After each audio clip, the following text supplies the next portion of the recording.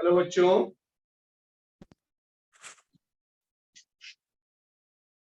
तो बच्चों आज हम लोग स्टार्ट करेंगे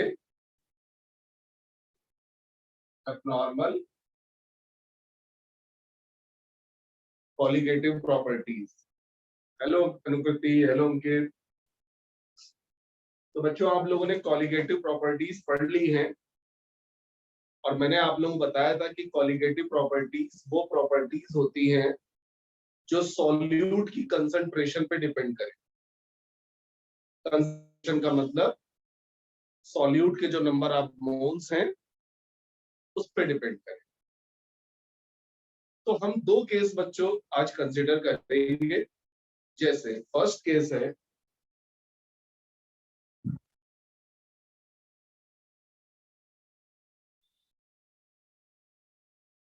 डिसोसिएटिव सॉल्यूट्स।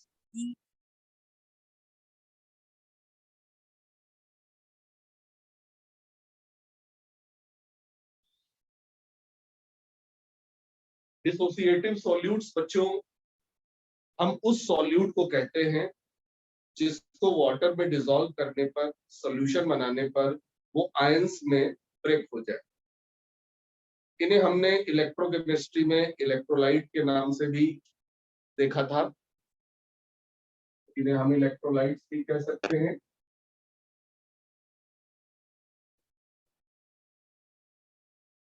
जिसके बहुत सारे एग्जांपल्स हैं, जैसे sodium chloride, copper sulphate,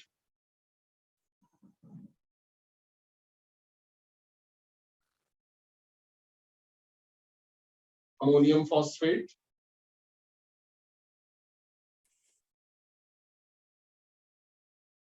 potassium sulphate, etcetera. तो हम पहला केस कंसिडर कर रहे हैं। हमने ऐसे सॉल्यूट्स लिए हैं जिनके अंदर डिसोसिएटिव नेचर है, यानी वो इलेक्ट्रोलाइट्स हैं जो आयंस में डिसोसिएट हो जाते हैं। जैसे सोडियम क्लोराइड को आप पानी में डालेंगे तो ये सोडियम आयन और क्लोराइड आयन में डिसोसिएट हो जाएगा, यानी हमको दो आयंस देगा। कॉपर सल्फेट भी हमको दो आयंस देगा। अमोनियम फॉस्फेट बच्चों हमको 4 आयंस देगा, 3 अमोनियम आयंस और 1 फॉस्फेट आयन। ऐसे ही बच्चों पोटेशियम सल्फेट का जो सॉल्यूशन होगा उसमें 2 पोटेशियम आयन और 1 सल्फेट आयन होंगे। तो यहाँ पे जब हमने इनका सॉल्यूशन बनाया और कॉलिगेटिव प्रॉपर्टी जब हमने मेजर की, कोई भी कॉलिगेटिव प्रॉपर्टी ले लीजिए, चाहे लोअरिंग इन वेपर प्रेशर ले लीजिए, या एलिवेशन इन बॉइलिंग पॉइंट ले लीजिए, या डिप्रेशन इन फ्रीजिंग पॉइंट ले लीजिए, या फिर ऑस्मोटिक प्रेशर ले लीजिए, तो ऐसा ऑब्जर्व हुआ कि जो कॉलिगेटिव प्रॉपर्टी की वैल्यू आ रही है वो थ्योरेटिकल वैल्यू से ज्यादा आ रही है। जैसे अगर हम NaCl का सॉल्यूशन बनाएंगे और ऑस्मोटिक प्रेशर निकालेंगे इस फॉर्मूले से पाई इक्वल टू CRT से, तो जो हम एक्चुअल वैल्यू हम ऑस्मोटिक प्रेशर की प्रैक्टिकली निकालेंगे वो वैल्यू इस वैल्यू से ज्यादा आती है। यानी इन जनरल हम ये कह सकते हैं कि observe colligative property is found to be greater than theoretical colligative property.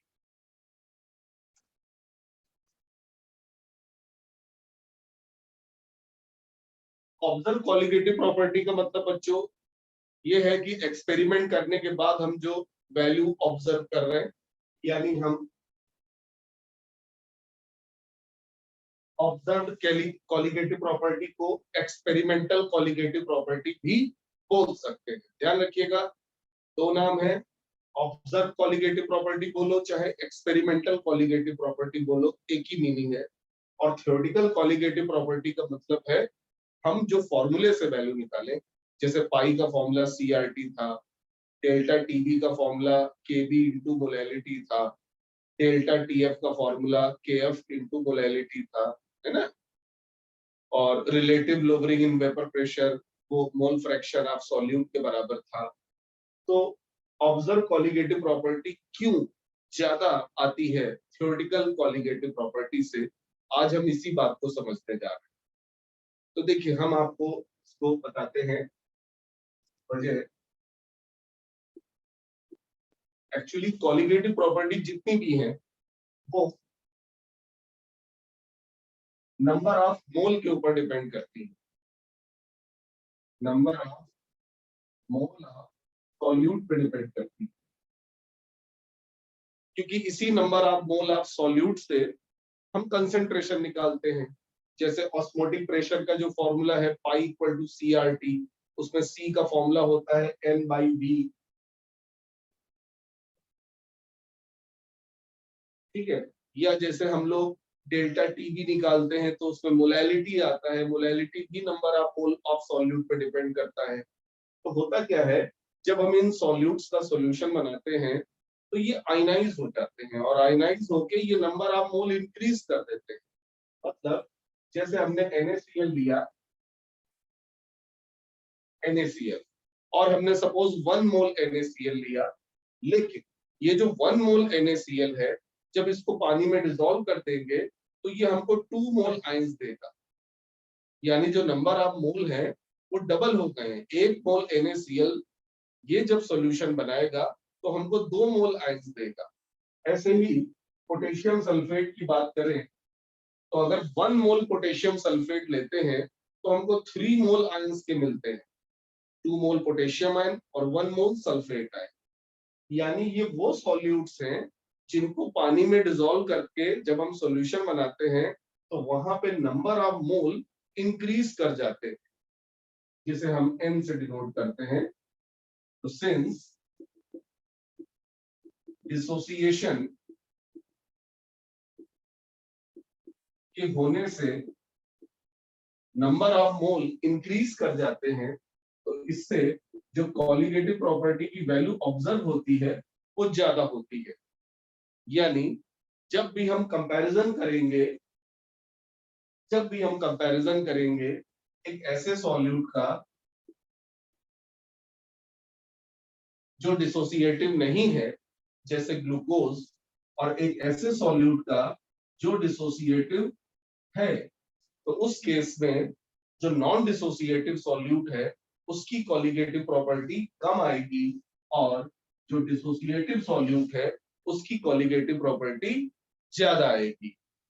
क्योंकि यहाँ पे ग्लूकोज का 1 मोल लेने पर हमको सॉल्यूशन में 1 ही मोल मिलेगा, जबकि NaCl का 1 मोल लेने पर हमको सॉल्यूशन में 2 मोल आयंस के मिलेंगे।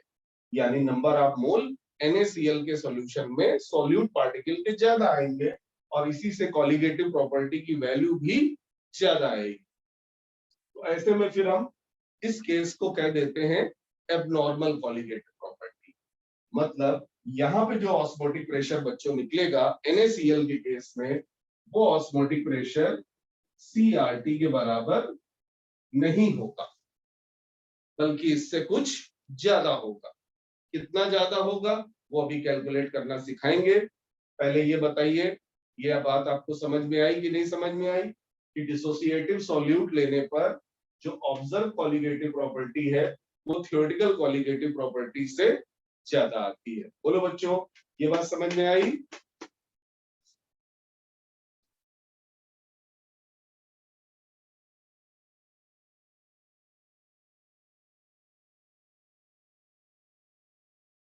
इन जनरल मैं आपको बता दूं, ग्रेटर देन की जगह आप लोग लिख लीजिए नॉट इक्वल।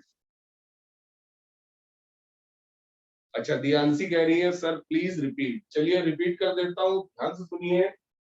कॉलिगेटिव प्रॉपर्टी बच्चों किसके ऊपर डिपेंड करती है? नंबर ऑफ मोल पे डिपेंड करती है। ठीक है। अब कोई सॉल्यूट अगर डिसोसिएट हो गया तो उसके नंबर ऑफ मोल तो चेंज हो जाएंगे ना। 1 मोल पोटेशियम सल्फेट लोगे तो सॉल्यूशन में हमको 1 मोल पार्टिकल थोड़ी ना मिलेंगे, वहां पे तो हमको 3 मोल पार्टिकल मिलेंगे। फॉर्मूले से यही पता चल रहा है। तो जब नंबर ऑफ मोल चेंज हो जा रहे हैं तो कॉलिगेटिव प्रॉपर्टी की वैल्यू भी चेंज हो जाएगी। यानी जो एक्सपेरिमेंटल वैल्यू हम ऑब्जर्व करेंगे कॉलिगेटिव प्रॉपर्टी की, वो थ्योरेटिकल कॉलिगेटिव प्रॉपर्टी के बराबर नहीं होगी, बल्कि उससे ज्यादा ही होगी। तो यहाँ पे साफ साफ देखिए मैंने रीजन भी लिखा हुआ है कि कॉलिगेटिव प्रॉपर्टी नंबर ऑफ मोल पे डिपेंड करती है और डिसोसिएशन से नंबर ऑफ मोल बढ़ जाते हैं तो कॉलिगेटिव प्रॉपर्टी भी बढ़ जाती है। जैसे NaCl का ऑस्मोटिक प्रेशर निकालें और ग्लूकोज का ऑस्मोटिक प्रेशर निकालें तो उस केस में NaCl का ऑस्मोटिक प्रेशर ज्यादा आएगा। बोलो बच्चों समझ में आया?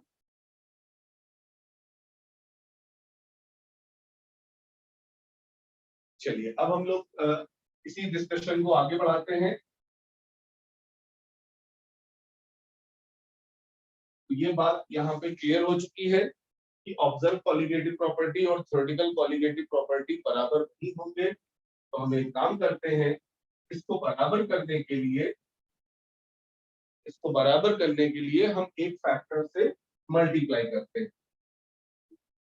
इसी फैक्टर को हम कहते हैं बॉन्ड हाफ फैक्टर, जिसे आई से डिनोट करते हैं और आई होता है observe colligative property upon theoretical colligative property. ये है आपका bond half factor.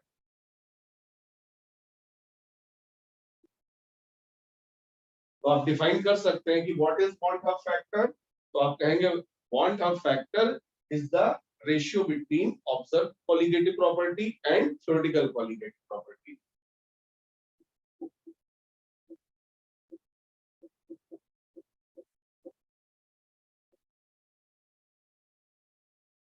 Bond half factor कैसे निकालते हैं आपको अभी थोड़ी देर में समझाऊंगा। फिलहाल यहाँ पे जो अब फॉर्मूले हैं कॉलिगेटिव प्रॉपर्टी के वो चेंज हो जाएंगे। देखिए साफ साफ लिखा है observe colligative property equal to theoretical colligative property into I. तो अब देखिए क्या क्या फॉर्मूले आ जाएंगे। अगर आपसे कहा जाए पाई का फॉर्मूला बताओ, ऑस्मोटिक प्रेशर का फॉर्मूला बताओ, तो आप कहेंगे आई इंटू थ्योरेटिकल कॉलिगेटिव प्रॉपर्टी था CIT। ठीक है, ऐसे ही डेल्टा टीबी का फॉर्मूला बताओ, तो डेल्टा टीबी होगा आई इंटू केबी इंटू है, यानी आई से मल्टीप्लाई होता है, इसीलिए उसे फैक्टर बोल रहे हैं। डेल्टा टीएफ अगर आपसे पूछा जाए, उन सॉल्यूट्स का पूछा जाए जो डिसोसिएटिव है, तो वो होगा बॉन्ड ऑफ फैक्टर इनटू जो फॉर्मूला आया था केएफ इनटू एम, जहां पे एम मोलैलिटी ऑफ सॉल्यूशन है और केएफ को हमने बोला था क्रायोस्कोपिक कांस्टेंट और केबी को हमने बोला था इबिलियोस्कोपिक कांस्टेंट।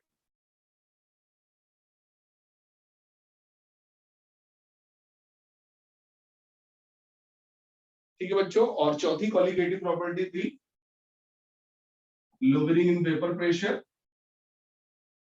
तो मैंने आपको बताया था relative lowering in vapour pressure is equal to mole fraction of solute.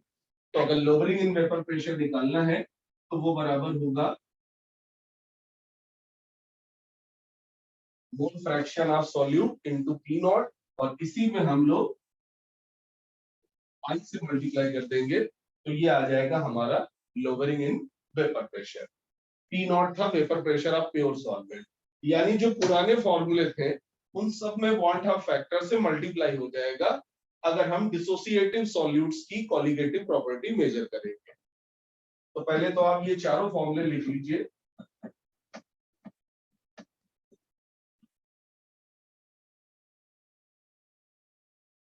Note कर लीजिए बच्चों।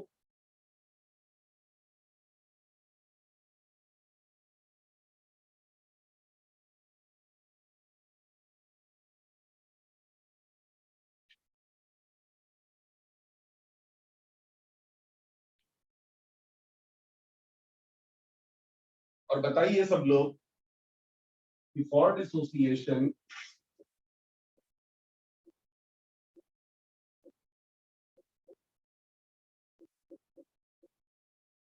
बॉन्ड ऑफ फैक्टर की वैल्यू 1 से ज्यादा आएगी या 1 से कम आएगी?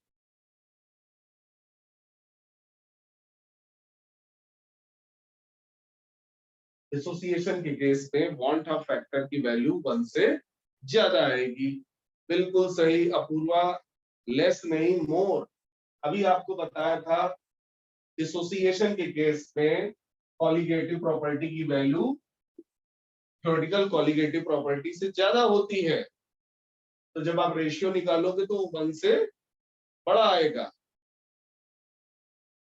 ठीक है, observe colligative property is greater than theoretical colligative property, तो जब ये बड़ा है और ये छोटा है तो आई पक्का ग्रेटर देन 1 आएगा।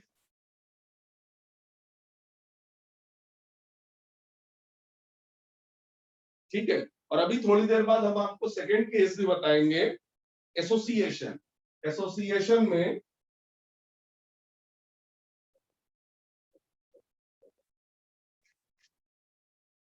नंबर ऑफ मोल इंक्रीज नहीं होंगे बल्कि नंबर ऑफ मोल डिक्रीज होंगे। अभी समझाएंगे एसोसिएशन, तो वहां पे वांट ऑफ फैक्टर 1 से कम आता है। और ऐसा सॉल्यूट जो ना तो डिसोसिएशन शो करे ना एसोसिएशन शो करे, उसका आई 1 होता है, जैसे ग्लूकोज, सुक्रोज, यूरिया, जो हमने सॉल्यूट्स लिए थे जब कॉलिगेटिव प्रॉपर्टी आपको पढ़ाई थी, नॉर्मल कॉलिगेटिव प्रॉपर्टी, तो उनका आई 1 होता है। डिसोसिएशन नॉर एसोसिएशन,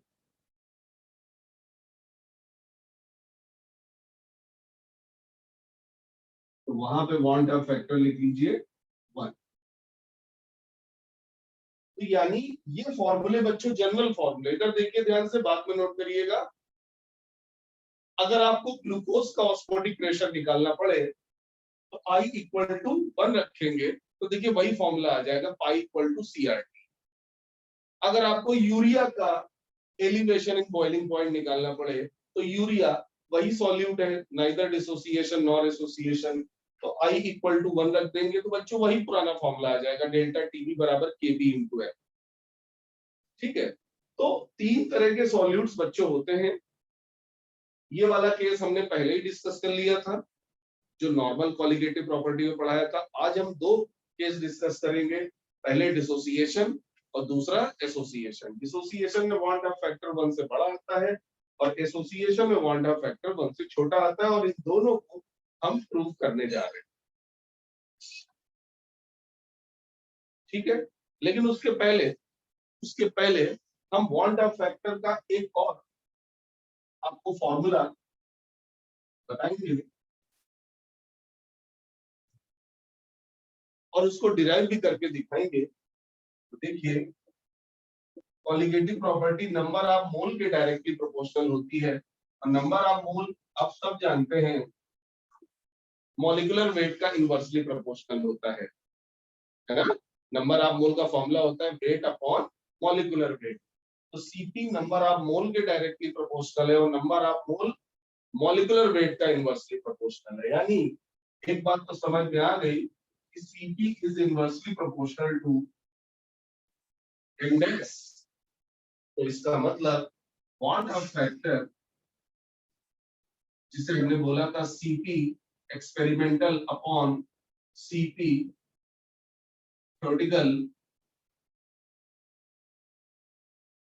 एक्सपेरिमेंटल का दूसरा नाम बच्चों होता है ऑब्जर्व। ध्यान रखिएगा, ऑब्जर्व बोलो एक्सपेरिमेंटल बोलो बात बराबर। तो आई था CP experimental upon CP theoretical, तो इसको हम लोग लिख सकते हैं क्योंकि इनवर्सली प्रोपोर्शनल है, तो एम डैश थ्योरेटिकल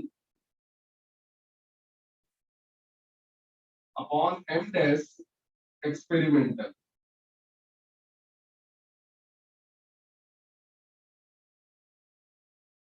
तो वांट ऑफ फैक्टर को मोलर मास के टर्म्स में भी एक्सप्रेस कर सकते हैं, ये फॉर्मूला सब लोग लिख लें। M dash is the molar mass of solute,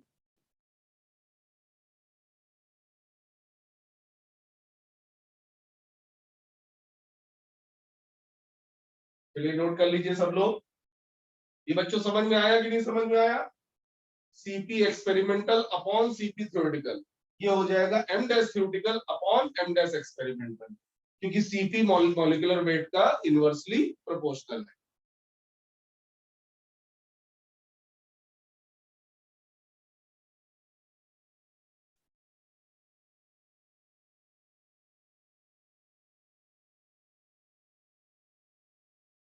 बोलो बच्चों, क्लियर हुआ?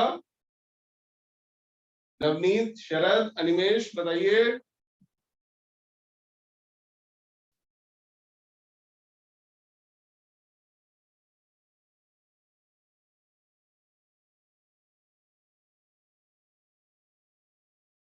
ओके, शरद, अनिमेश, नवनीत बताइए। ओके, अनिमेश, अपूर्वा, नाहर, ठीक है। अंकित, नवनीत। नवनीत, आपने थोड़ा लेट ज्वाइन किया था क्लास, टाइम से आया करिए। व्हाट्सएप पे मैं पहले ही मैसेज डाल देता हूँ, आप देख लिया करिए दोपहर में। आज 4 बजे क्लास स्टार्ट हो गई थी। ओके, तो जो जिन बच्चों ने लेट ज्वाइन किया था आज की क्लास, मैं फिर से बता दे रहा हूँ। मैं आज जो टॉपिक पढ़ा रहा हूँ उसका नाम है एबनॉर्मल कॉलिगेटिव प्रॉपर्टी, जिसमें हम लोग पढ़ते हैं वांट हाफ फैक्टर के बारे में। और इसमें मैंने ये डिस्कस किया कि ऐसे सॉल्यूट्स जो वाटर में डिसॉल्व करने पर डिसोसिएट हो जाते हैं, जैसे कि इलेक्ट्रोलाइट, उनके केस में नंबर ऑफ मोल चेंज हो जाएंगे सॉल्यूशन में। जैसे NaCl 1 मोल लेंगे, लेकिन सॉल्यूशन में हमको 2 मोल पार्टिकल मिलेंगे, 1 मोल Na प्लस, 1 मोल Cl माइनस। अमोनियम फॉस्फेट लेते हैं, तो भले ही हमने 1 मोल अमोनियम फॉस्फेट लिया, लेकिन जैसे ही पानी में डालेंगे वो झट से डिसोसिएट हो जाएगा और 3 मोल अमोनियम आयन और 1 मोल फॉस्फेट आयन दे देगा सॉल्यूशन में। यानी इफेक्टिवली सॉल्यूशन में 4 मोल सॉल्यूट के पार्टिकल होंगे। तो पानी में डालने से पहले 1 मोल था, लेकिन पानी में डाल दिया तो 4 मोल हो गया, तो नंबर ऑफ मोल बढ़ गए। तो नंबर ऑफ मोल बढ़ने से क्या होगा, सॉल्यूट की जो इफेक्टिव कंसंट्रेशन है वो बढ़ जाएगी, और इससे कॉलिगेटिव प्रॉपर्टी भी बढ़ जाएगी। यानी जो कॉलिगेटिव प्रॉपर्टी हम एक्सपेरिमेंट से कैलकुलेट करेंगे वो थ्योरेटिकल कॉलिगेटिव प्रॉपर्टी के बराबर नहीं आएगी। तो इनको बराबर करने के लिए एक फैक्टर लाया गया। थ्योरेटिकल कॉलिगेटिव प्रॉपर्टी में जिस फैक्टर को मल्टीप्लाई करने पर ये बन जाए एक्सपेरिमेंटली ऑब्जर्व कॉलिगेटिव प्रॉपर्टी के बराबर, उसी को कहते हैं वांट ऑफ फैक्टर, जिसको हमने ऐसे भी डिफाइन किया कि ये ऑब्जर्व और थ्योरेटिकल कॉलिगेटिव प्रॉपर्टी की वैल्यू का रेशियो होता है। यहीं से फॉर्मूले में चेंज आया कि जो पाई है वो CRT नहीं होगा NaCl के केस में, या इनके केस में पाई होगा I into CRT। Delta T भी होगा I इंटू KVM, I से मल्टीप्लाई हो जाएगा। और फिर मैंने ये बताया था कि डिसोसिएशन में I ग्रेटर देन 1 आएगा, क्योंकि नंबर ऑफ मोल बढ़ रहे हैं, कॉलिगेटिव प्रॉपर्टी बढ़ रही है, तो वांट ऑफ फैक्टर भी 1 से बड़ा आएगा।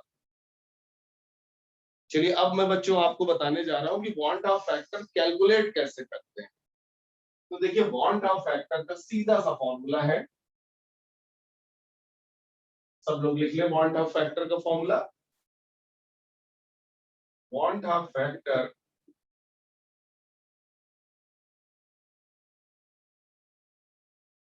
I, यह होता है number of mole of ions या नंबर ऑफ मोल ऑफ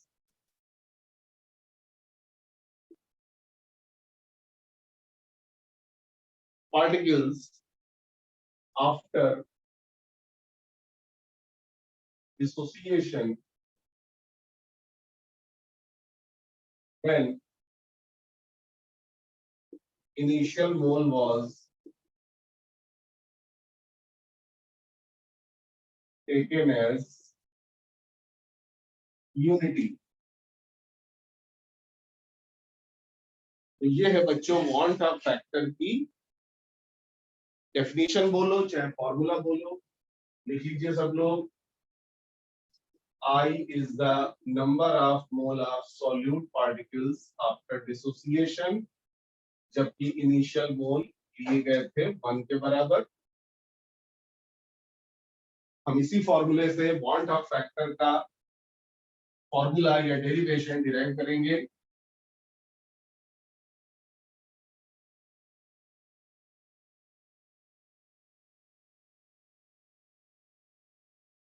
लीजिए सब लोग, want Hoff factor suppose in general हमने कोई सॉल्यूट लिया जिसका फॉर्मूला था AX/BY सॉलिड, इसको हमने वाटर में डाला,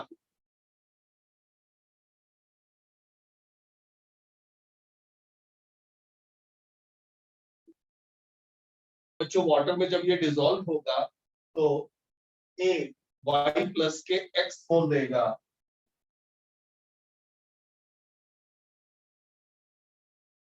और B की वैलेंसी देखिए क्या है X, और B के मोल कितने मिलेंगे Y, Y X minus aqueous.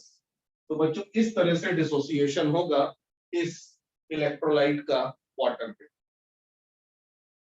इसका स्टोइकियोमेट्रिक कोफिशिएंट देखिए 1 है, पॉजिटिवली चार्ज आयन का स्टोइकियोमेट्रिक कोफिशिएंट X है, नेगेटिवली चार्ज आयन का स्टोइकियोमेट्रिक कोफिशिएंट Y है। कहने का मतलब अगर 1 मोल इलेक्ट्रोलाइट लेंगे तो X मोल AY प्लस के मिलेंगे और Y मोल BX माइनस के मिलेंगे।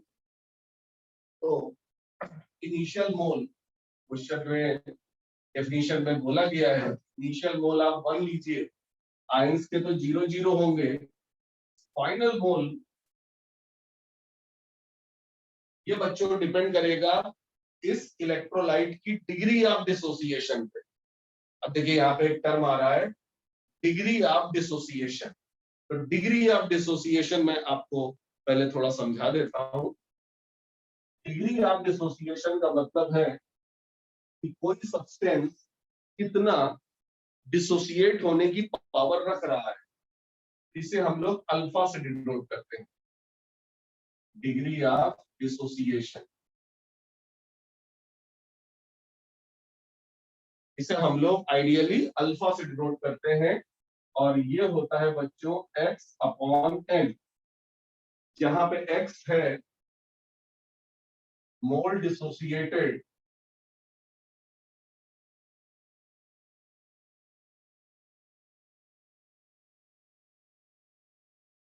और N है इनिशियल मोल।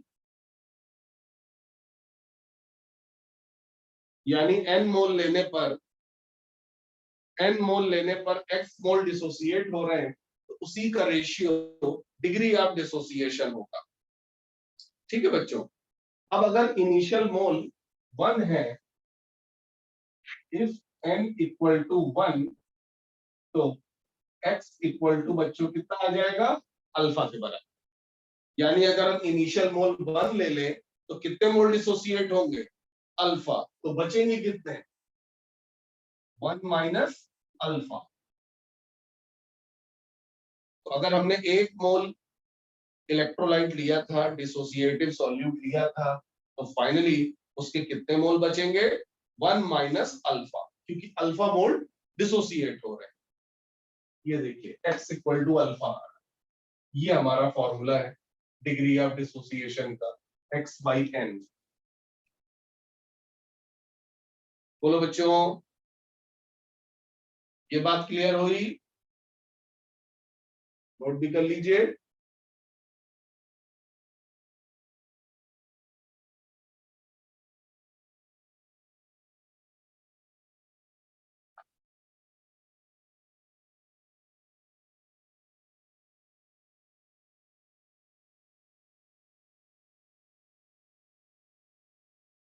तो जैसे मान लो हमने 10 मोल लिए और 5 मोल डिसोसिएट हो गए, इनिशियल मोल हमने 10 लिए और 5 मोल डिसोसिएट हो गए, तो बताओ बच्चों डिग्री ऑफ डिसोसिएशन कितनी होगी?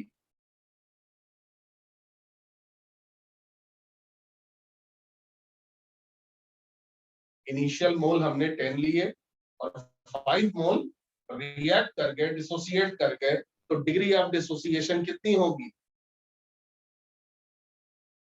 सिंपल आप फॉर्मूले में रख दीजिए, इनिशियल मोल हमने 10 लिए, 5 मोल डिसोसिएट हुए, तो अल्फा आएगा 5/10 यानी 0.5, और उसमें 100 से मल्टीप्लाई कर दीजिए तो परसेंटेज में आ जाएगा, यानी 50% डिसोसिएशन हो रहा है, 50% डिसोसिएशन हो रहा है।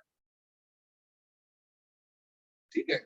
और अगर हमने इनिशियल मोल लिए 10 और मोल डिसोसिएट हुए 7, तो फिर डिग्री ऑफ डिसोसिएशन आ जाएगी 7/10 यानी 0.7। 100 से मल्टीप्लाई कर दीजिए तो 70%। ठीक है बच्चों, तो अगर डिग्री ऑफ डिसोसिएशन बच्चों 50% है तो इसका मतलब ये है कि 1 मोल अगर आप लेंगे तो बचेंगे कितने? 50% का मतलब अल्फा कितना? 0.5, तो बचेंगे कितने? 0.5 मोल। 0.5 मोल डिसोसिएट हो जाएंगे। समझ में आया बच्चों डिग्री ऑफ डिसोसिएशन?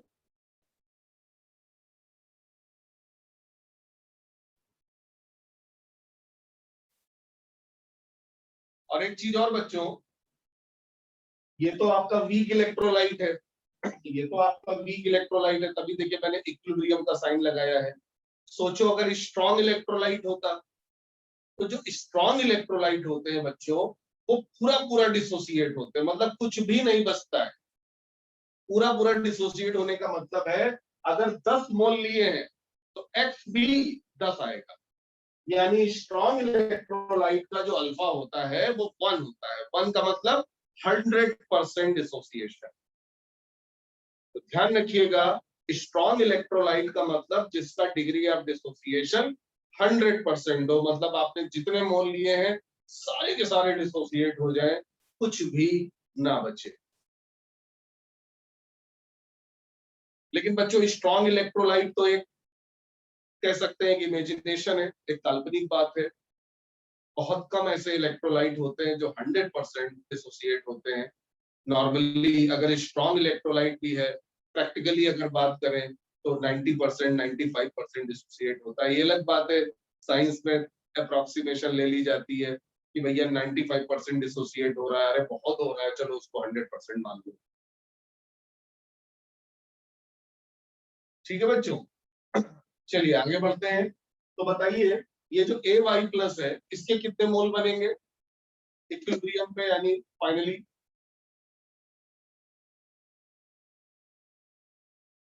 अगर इसके अल्फा मोल रिएक्ट किए तो इसके कितने बनेंगे? अब देखिए क्या रेशियो है स्टोइकियोमेट्रिक कोएफिशिएंट में, 1:x है। 1 मोल लेने पर x मोल बन रहा है, तो अल्फा मोल रिएक्ट करेगा तो इसका x अल्फा मोल बनेगा और इसका y अल्फा मोल बनेगा। ऊपर देखिए बॉन्ड ऑफ फैक्टर क्या था? Number of mole of particles after dissociation. ठीक है, तो इसका मतलब जो बॉन्ड ऑफ फैक्टर आएगा, इनफैक्ट यहाँ पे आप लिख सकते हैं total number of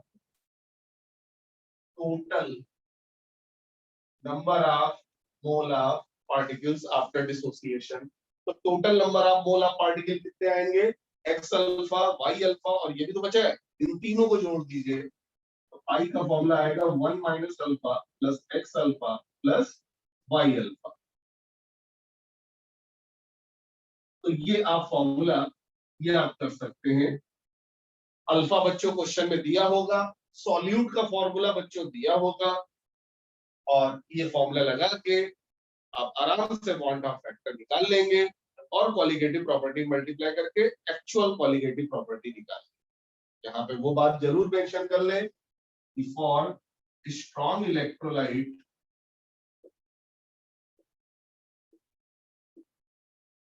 assume alpha equal to 1 यानी 100%, तो फिर बच्चों आई का फॉर्मूला आ जाएगा। बताइए आई का क्या फॉर्मूला आएगा? अगर स्ट्रॉन्ग इलेक्ट्रोलाइट्स दे रखा है क्वेश्चन में, अल्फा की वैल्यू 1 देनी है तो 1 माइनस 1 0, एक्स प्लस वाई।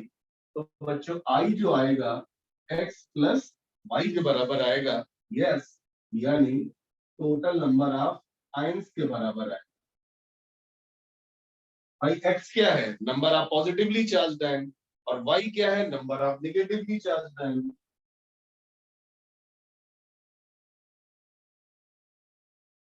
तो कई बार क्वेश्चन में लिखा होता है कि इस इलेक्ट्रोलाइट को स्ट्रॉन्ग इलेक्ट्रोलाइट करो और फिर आई निकालो, तो फिर आपको simply number of ions add कर देना है। तो बच्चों ये डेरिवेशन नोट कर लीजिए। अब हम 2 मिनट का ब्रेक लेंगे और बहुत सारे इलेक्ट्रोलाइट्स का हम आपको बॉन्ड हाफ फैक्टर कैसे निकाला जाता है बताएंगे, यानी इन फॉर्मूलों को यूज करेंगे। ठीक है बच्चों, नोट कर लीजिए इसको जरा।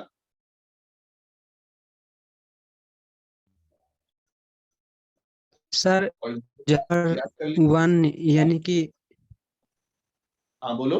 ए एक्स से बी वाई, यहाँ से सर एक बार फिर से रिपीट कर दीजिए। बेटा ax by कोई सॉल्यूट है जो डिसोसिएट होगा x ay प्लस और y bx माइनस में। जैसे आपने अगर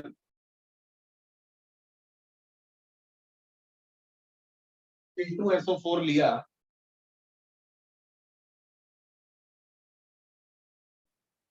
K2SO4 लिया तो x की वैल्यू 2 है क्योंकि दो पॉजिटिवली चार्ज आयन मिल रहे हैं, और y वैल्यू 1 है क्योंकि एक सल्फेट आयन मिला है, एक नेगेटिवली चार्ज आयन मिला है। भाई K2SO4 कैसे डिसोसिएट होगा? 2K plus